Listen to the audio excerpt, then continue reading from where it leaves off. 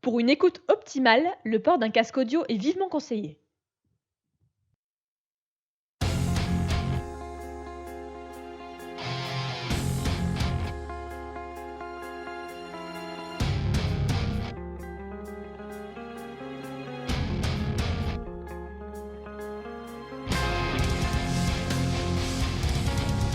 Les chroniques de Zack Patton, épisode 18, la prophétie.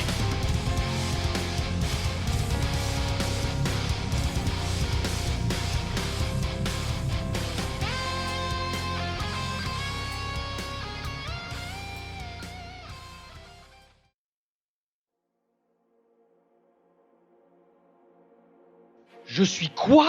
Tu es enfin là! Celui qui va m'aider à conquérir le temps! Je vais avoir besoin d'un peu plus de contexte que ça. Laisse-moi donc t'expliquer. Il y a plus de 2000 ans, lors de la guerre galactique qui mit à mal le multivers, Chronos et moi-même avons tenté d'y mettre un terme. Les Omnons et les sorcières Liwa étaient beaucoup trop puissants, et nous avons cherché un moyen de les contenir. Et c'est à ce moment-là que j'ai réalisé que les êtres vivants, sur le long terme, pourraient potentiellement tout détruire. J'ai donc décidé de m'accaparer les pouvoirs de Chronos d'une manière ou d'une autre. Mais je voulais d'abord essayer une approche plus sensible. Nous avons donc conçu un enfant. Quoi? Je ne le savais pas. Contrairement à ce que tu penses, tout ceci est arrivé après la guerre. Elle s'était terminée d'elle-même, mais nous savions qu'elle risquerait de recommencer. Une vision était apparue au roi Omnon de l'époque, alors qu'il allait se faire tuer. Il eut une vision d'un sauveur pouvant rétablir l'équilibre dans le multivers. Mais vu qu'il était sur son lit de mort, certains détails lui échappèrent. Il pensait que le sauveur serait un descendant de son peuple, alors que c'est faux. Tu plaisantes? Ça veut dire que les Omnons sont venus envahir la Terre pour rien? Ils ont suivi une fausse piste pendant plus de 2000 ans. Et ça, je n'y peux rien.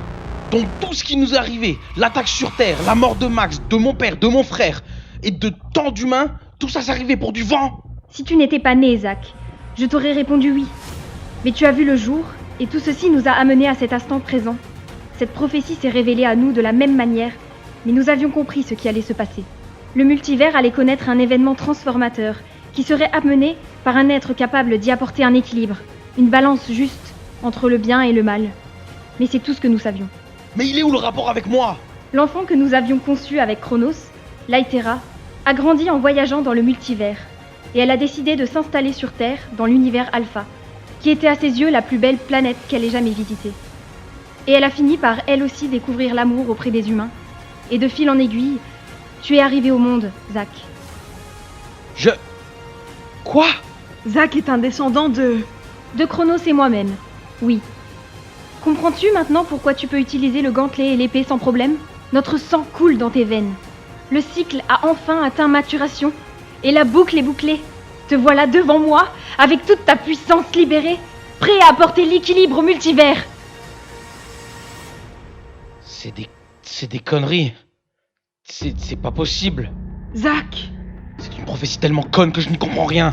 Je suis censé faire quoi pour apporter cet équilibre? Et si je refuse d'y participer, hein? Tu vas m'en empêcher? Mon sang coule dans tes veines, ce qui veut dire que je peux te contrôler à ma guise. La reine leva la main vers Zack dans un effort de le placer sous son contrôle. Mais il ne se passa rien. Quoi? Il ne se passe rien? Dommage pour toi, Ténéris. Mais j'ai pris mes précautions. Comment? Comment crois-tu que j'ai fait pour amener Zack à la vie? Je lui ai insufflé une partie de mes pouvoirs, et j'ai placé un sort de blocage mental. Peu importe s'il possède ton sang, tu ne pourras pas le contrôler. Personne ne le pourra. Espèce de petite... Alors je possède les pouvoirs du temps, de la magie et le sang des dragons? Peu importe, je n'ai pas besoin d'un contrôle mental. Je peux également te forcer à me rejoindre, avec un peu de motivation. Apparais, mon fidèle serviteur! Un flash de lumière fit apparaître un homme vêtu d'une armure futuriste, son visage caché par un casque. Il tenait une épée noire avec une garde en forme de croix. Encore un de tes pathétiques sbires? Celui-là est bien différent des autres, crois-moi. Cela fait un bout de temps que je l'entraîne dans l'ombre, juste pour cette occasion. Tu ne croyais tout de même pas que je ne possédais pas de plan de secours? Peu importe, je le ferai tomber comme les autres. Zack, fais attention. J'ai un mauvais pressentiment. T'inquiète, je m'en occupe. Allez, mon fidèle sbire, à l'attaque! Les deux combattants s'affrontèrent avec leurs épées, et aucun des deux ne prenait le dessus sur l'autre. Le combat était féroce, mais Zack était mal à l'aise. Ah, je ressens quelque chose de bizarre chez lui. Le combattant avait réussi à prendre le dessus. Mais Zach se releva et utilisa toute sa vitesse pour surprendre son ennemi. Prends ça! Le combattant était tombé au sol et son casque avait été dégagé par l'attaque. Ha! Tu l'as senti celle-là, hein? Allez, relève-toi, je sais que ça ne t'a pas fait grand-chose. Oh mon Dieu! Le combattant se releva. Il se retourna lentement vers Zach. Et quand il fit face à ce dernier, il fut tétanisé. Zach était en train de se battre contre Max.